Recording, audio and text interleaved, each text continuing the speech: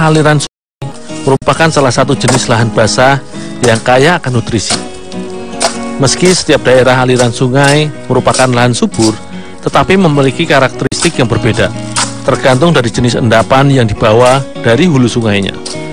Seperti di desa Teluk Pantaian, Provinsi Riau, yang berada di daerah hilir sungai Indragiri ini, merupakan lahan rawa yang subur dan sangat terpengaruh oleh pasang surut sungainya.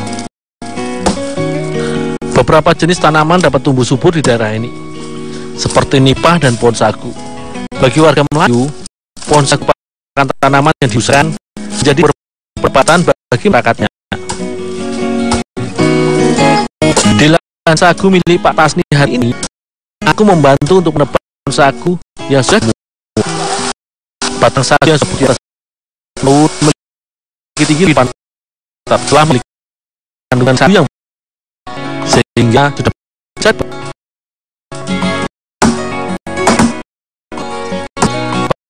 bahan sagu selanjutnya dibagi menjadi beberapa potongan agar mudah diangkut ke lokasi pengolahannya. Satu batang sagu bisa dibagi menjadi 7 tual. Semakin tua batang sagu, maka semakin banyak tual yang didapat.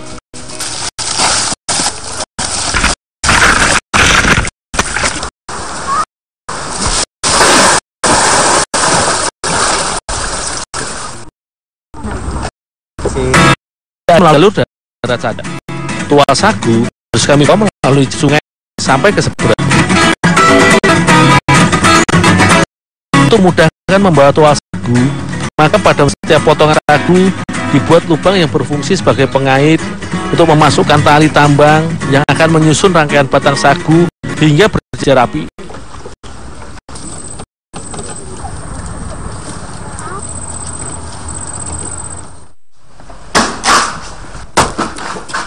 Tual-tual sagu ini selanjutnya dikupas dengan menggunakan parang dan kemudian dibelah menjadi 4 bagian agar mudah digiling. Hasil belahan tual sagu akan dihaluskan dengan menggunakan mesin khusus yang dirancang untuk menghaluskan serat batang sagu. Nantinya hasil parutan batang sagu akan dialirkan dengan bantuan air menuju ke dalam bak penampungan. Tepung sagu akan diendapkan selama 3-4 hari hingga semua pati sagu tertinggal dan mengendap. Hasilnya kemudian dimasukkan ke dalam karung-karung kemas berukuran 50 atau 100 kg seperti ini. Satu bak penampungan sekitar 2x20 meter ini bisa menghasilkan sekitar 2 hingga 10 ton tergantung banyaknya bahan baku. Sebagian sagu basah dari pabrik aku bawa ke rumah Datuk Matar untuk dibuat menjadi makanan lezat khas Melayu, yaitu sampolet.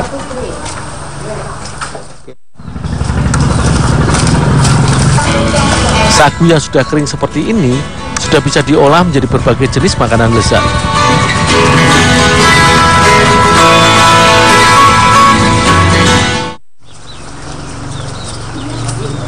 Sampolet merupakan salah satu jenis masakan Melayu yang berbahan baku sagu basah yang dicampur dengan beragam jenis daun-daunan segar. Daun jambu, daun kedondong, kangkung, daun paku, hingga daun susupan kemudian diiris kecil-kecil. Selain sayuran, beberapa jenis kerang dan udang juga bisa ditambahkan sebagai pelengkap sampolet. Sebagai bumbu, maka digunakan rempah-rempah yaitu cabai, bawang merah, bawang putih, dan digiling halus.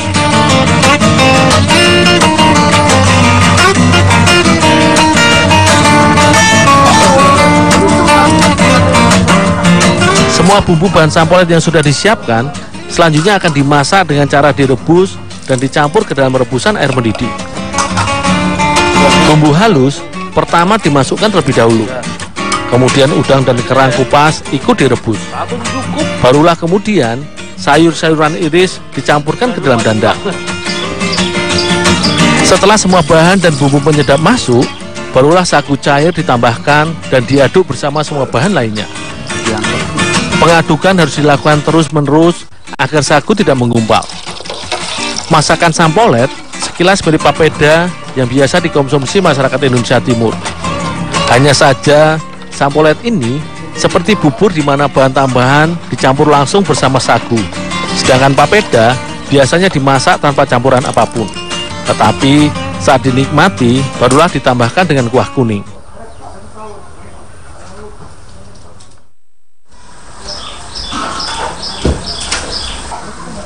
Selain dijadikan masakan dan makanan pokok, sagu juga bisa dibuat menjadi sajian tambahan. Salah satunya kue uler-uler, yang oleh masyarakat Melayu Indragiri disebut kudapan yang manis yang diberi kuah gula merah dan ditambah es. Untuk dibuat menjadi uler-uler, sagu yang digunakan adalah sagu kering yang diayak.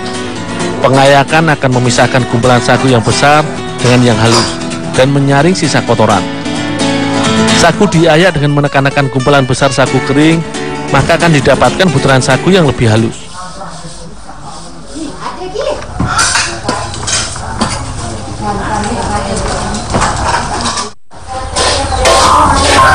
Selanjutnya, sagu yang sudah halus ini disangrai hingga matang.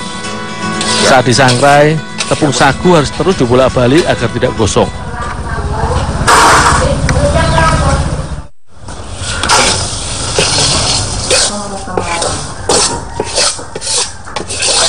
Sagu sangrai kemudian dicampur dengan air dan diaduk hingga merata.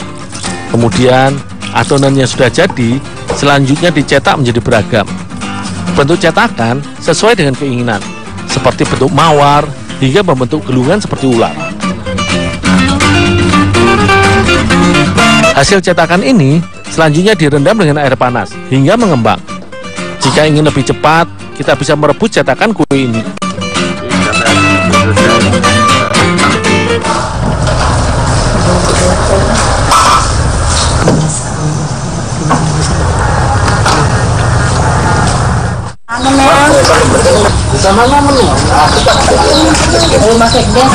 Kudapan manis ular-ular pas disantap bersama kuah yang terbuat dari gula cair.